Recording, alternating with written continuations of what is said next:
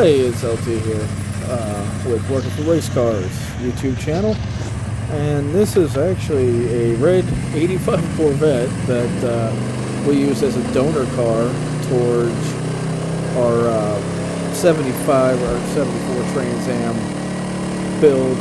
It was my brother's. He had passed away, and we kept the car for a long time and got rotted out. Everything else. So I'm going to do a voiceover on this video because a lot of it's photos. I don't have multiple videos of what's going on, and I just want to kind of explain the process. This is when it was all together, and then we're going to go over to the next clip here, and it's after we cut the Corvette body off of it.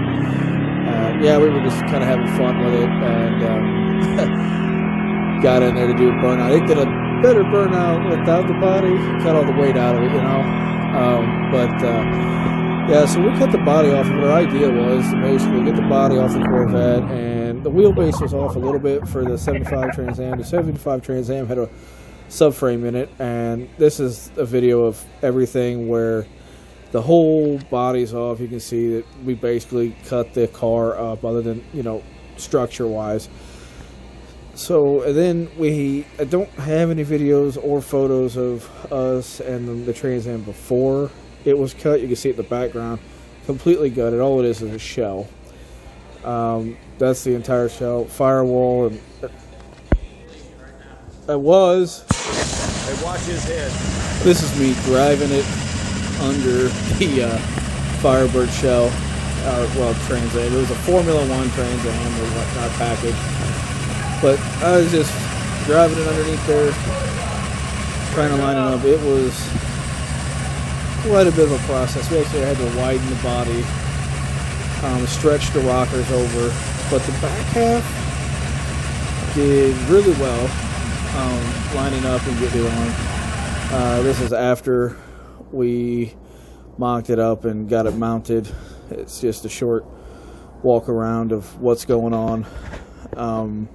It looks ugly, and it looks way uglier until you see the final process.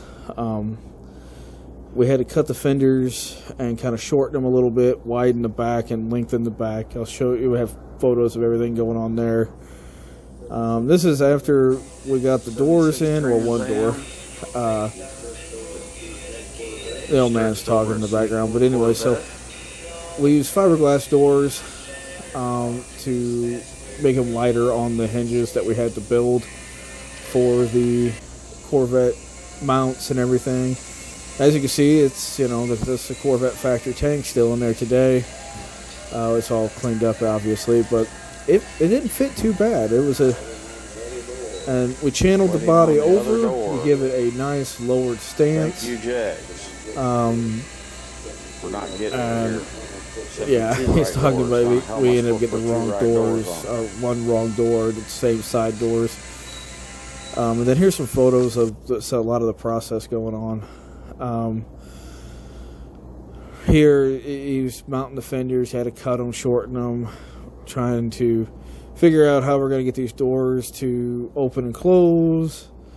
All the processes that come into building a car. My dad put every bit of hard work, you know, sweat and tears into this thing. It meant a lot to us, being my brother's car. So we basically, these are just some photos processing through where you can see the process. I wish I would have videoed every inch of process of this car, but I do have a lot of photos.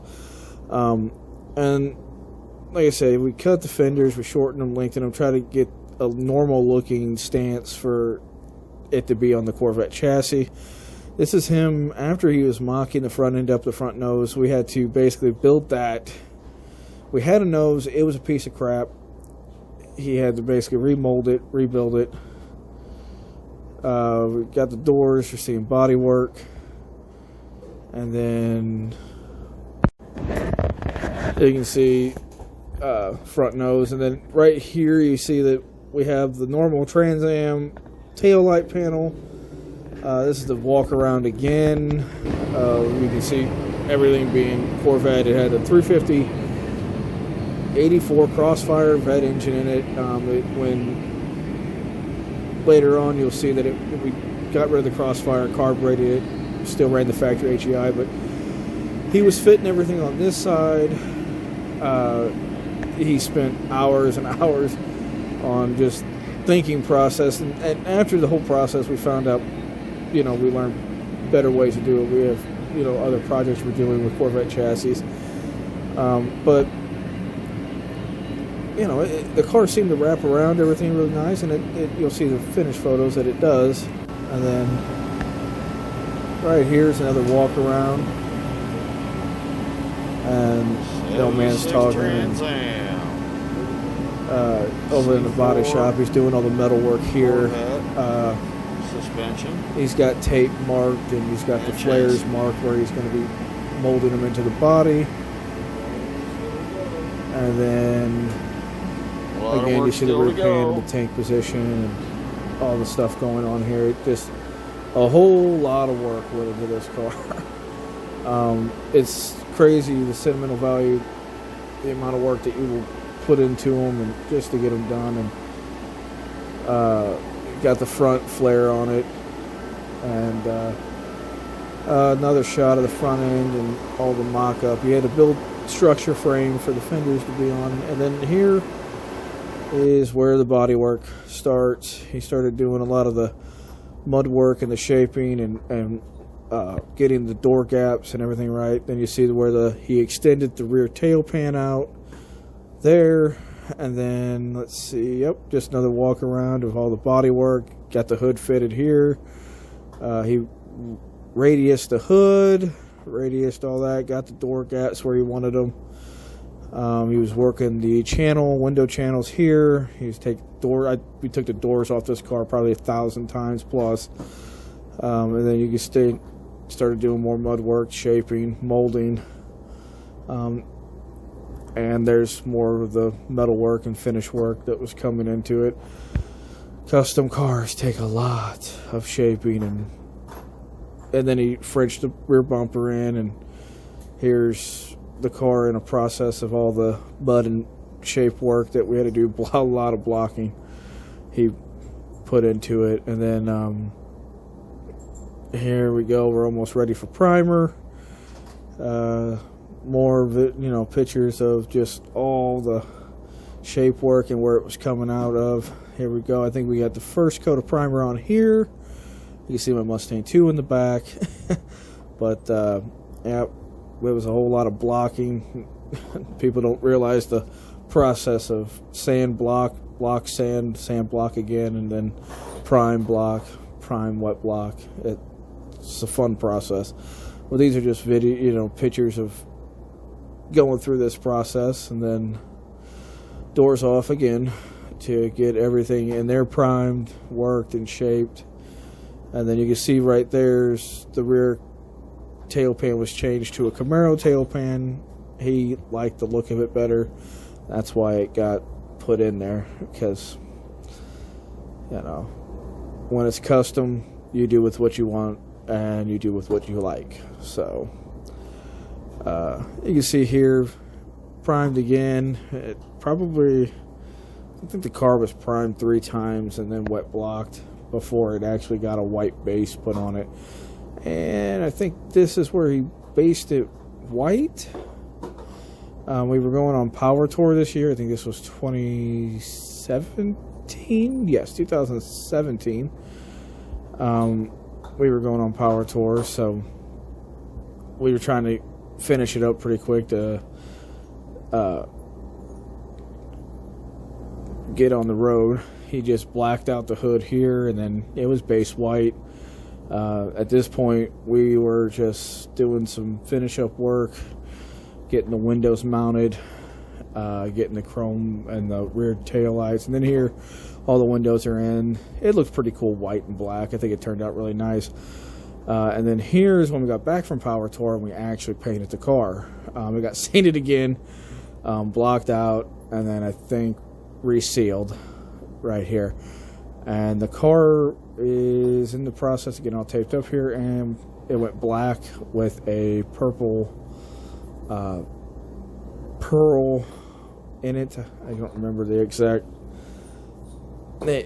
pearl number. But yep, it come out really nice. It looked really great black.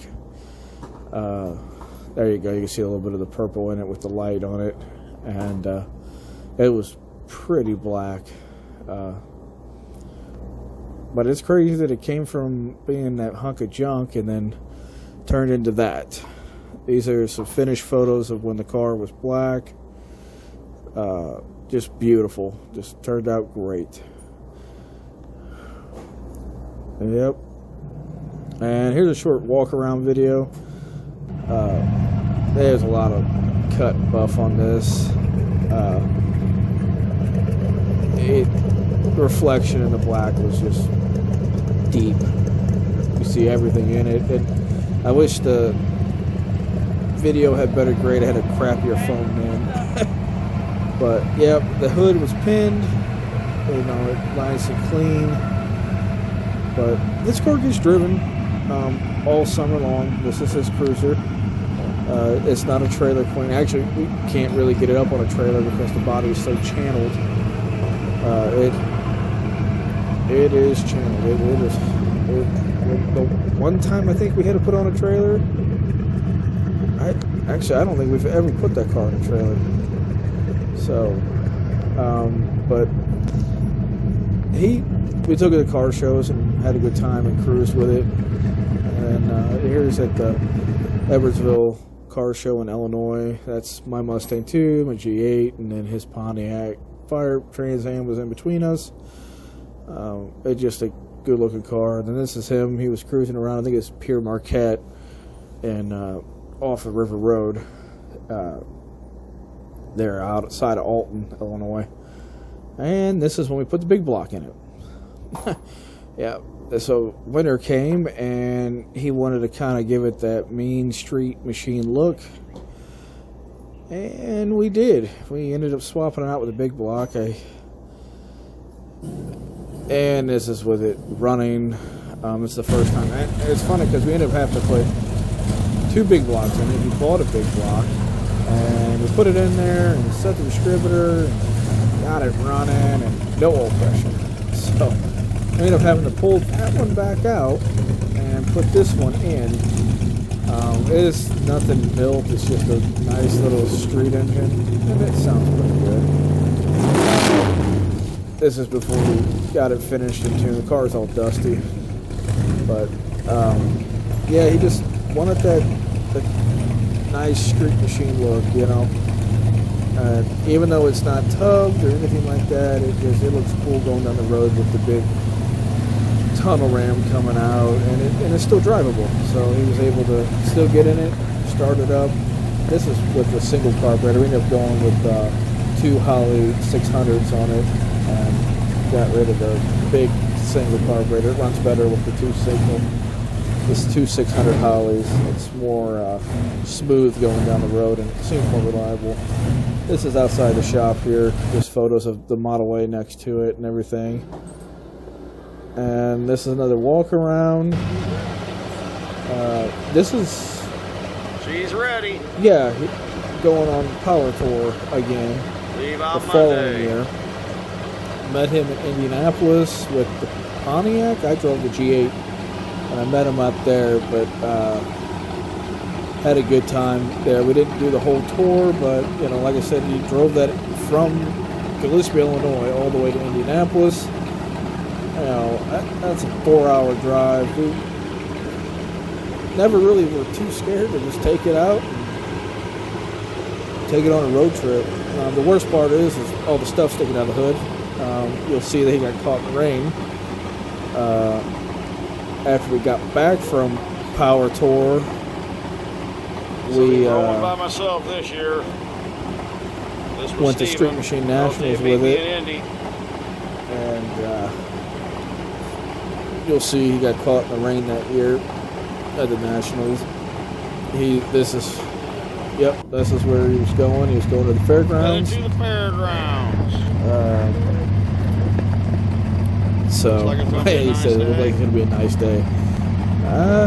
We'll see about that, but look how pretty she is. That car just gleams black with all the reflection in it. And it ran great with the small block in it, and it handled good, but the big block is just cool. Like I said, it made it look like a street machine. When we put the big block in it overloaded the front suspension, and it took a lot of the handling aspect of it, but we built the car for the cool factor, and it's still very drivable. I ended up converting it to an electric power steering pump out of a Volvo. It worked out pretty good, so it makes the steering a little better. That's some photos of the fairgrounds, and this is him caught in the rain. Yes. Yeah.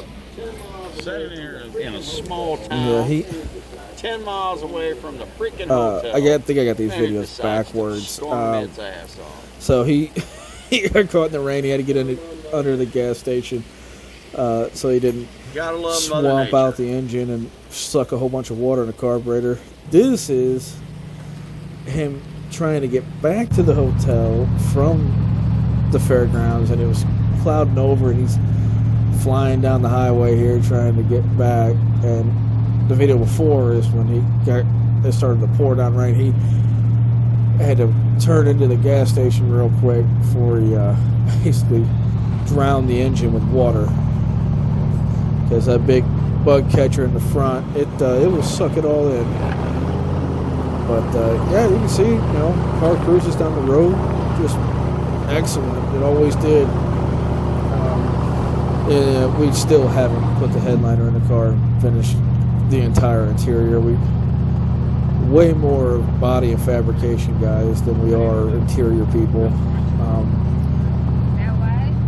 But I think we're going to eventually get the headliner for it. Yeah, he drove in the rain as long as he could. But I'll tell you what, when it rains like that, the engine stays cool when it's opened. Yep, fair weather car. Yeah, this is a fair weather car. But he made it. It made it home and everything. The fairgrounds is probably 3.5 hours from us. And again, it wasn't trailered. We drove it there. I like to build drivers. And then here's when he got back, and we decided to repaint it. It looked great black, and he just didn't feel like it made the car what he wanted it to be. Put a lot more work into it. Actually, that was a picture of the clear and then peeling off, but we ended up re-prepping the car, resealing it, and he wanted to go with this orange and 70s style striping. We redid the hood. It had cracked in a few spots. And you'll see here he's starting to lay out all the stripes, and then here's a walk around of all the time and effort of just laying out fine line. Yeah, that's his style. It'd So be a 70s car. but she turns out freaking awesome after all this work. But like I said, if you're a car guy, you constantly aren't happy with every little thing you do, so you change it constantly. I do it all the time. I have a 91 wagon I do it with, and my hot rods and everything else, but he's like that with paint. If he's not happy with the color, he wants to do something different. He wants something kind of out of the ordinary. We start to re-prep the car, re-sand it, and get her in the paint booth and paint it. So this is, like I said, this was right after he got back from the fairgrounds at Street Machine Nationals, and he wanted to get ready for the Springfield fall show. It's the Springfield Nationals in Springfield, Illinois. So we had to do this in about a month's process, and so it was kind of a rush to get it done. Another walk around, he's got it taped up and got her base coated. Now he's got to start to get all the stripes done. Good little walk around with everything. So yeah, it was a bitch to tape up the engine bay and all the windows. Yeah, I think it's about time to go home. Yeah, Start around 6 in the morning. time is just time. We just keep going at it. So stay tuned And for then here tomorrow. him, after he based the stripes, peeled back the fine line, and it just looks cool. He did a triple stripe on the side, on the roof line, the hood. There are 3 different styles of purple faded into the darkest purple. They're all pearl colors. When you see it cleared, it just pops, and it just come out really good. I think he spent 3 days in the paint booth with this one, taping it, making sure, it was going to come out to near perfect. And there it goes. We got the clear coat on it. And this is a walk around right after he cleared it. Well, He's talking about sanding and buffing it. And put back together. Yeah, I'm sure it was. It was just, My ass is it was a long 3 days when he had it in the paint booth, trying to get it done for a car show. But this car is just, it's kind of our house car. We're proud of it. It turned out great and become everything that we wanted the car to be. So you can see the 3 different styles of purple, how it gradually darkens in, and the different pearls. Should come out nice. And this is the way the car looks today. And again, still driven often. This was a few years ago when this got done. Actually, it was pre-COVID, so by a couple of years. So 2018, I think, is when this was finished up. And these are some photos of the outside and the finish. And then that's after we got the hood reinstalled. He made it all the metal inside the hood to kind of close out panels. We got the dual 650s on there now. We bought a new tunnel ram setup completely. And this is in Springfield, Illinois at the show. This year he ended up taking first place in custom. He was proud of that because he worked his ass off to get the car done, and he actually brought home the trophy, and it was a big hit up at the show. So got a lot of looks. A lot of people get confused by it because the fenders are shortened and everything else. And this is just the end of the video. This was after he came back from Springfield. He's putting the car up. It's running. You can see everything's Corvette in it. And this was just a voiceover of the build of this Trans Am. And I got it home. So if you're a car guy, like and share, comment, tell us what you think about it. Like I said, I wish I had videos of the complete build, but just like, share, subscribe, and we're going to be putting more content out for the racing, and this was just one of our custom builds.